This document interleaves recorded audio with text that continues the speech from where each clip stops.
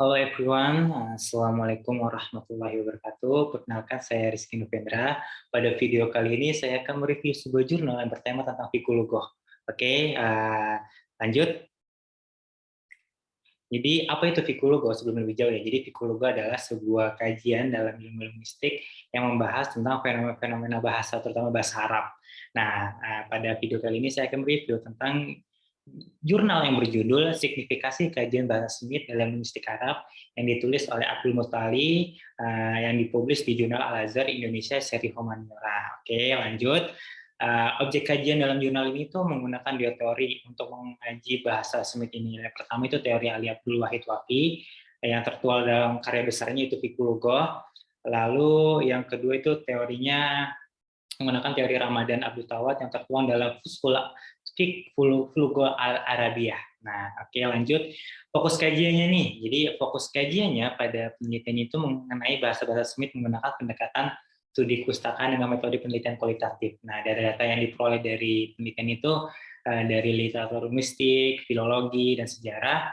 Makanya dalam jurnal ini tuh menggunakan tipe historical method. Oke, lanjut. Analisis kajiannya nih. Jadi analisis saya terhadap fokus kajian pada jurnal ini mempunyai dua kajian penelitian terhadap bahasa Semit. Yang pertama apa? Pertama itu penelitian pada jurnal ini mengenai sejarah, perkembangannya, dan pertumbuhannya. Lalu yang kedua apa? Yang kedua ini kajian ini khusus membahas kaidah kebahasaan, fonologi, kosakata, dan struktur kalimat dari bahasa Semit tersebut.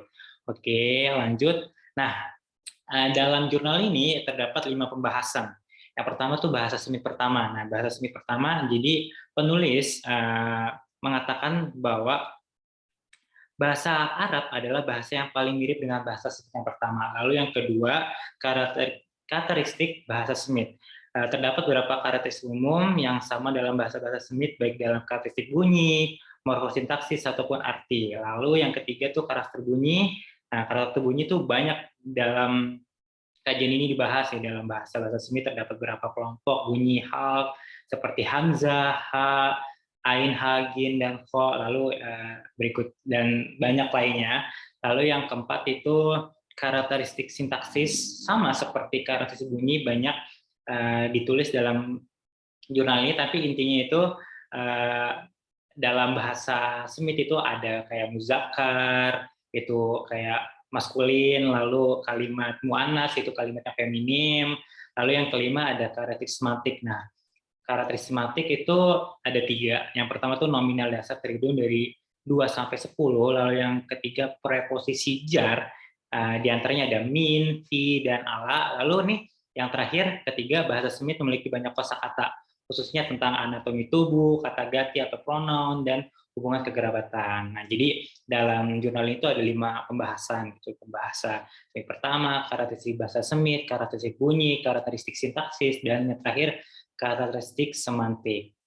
Lalu, kritik apa yang bisa saya sampaikan pada jurnal ini? Nah, penulis mengatakan dalam redaksi bahwa penelitian pada kajian itu menggunakan tipe historical method.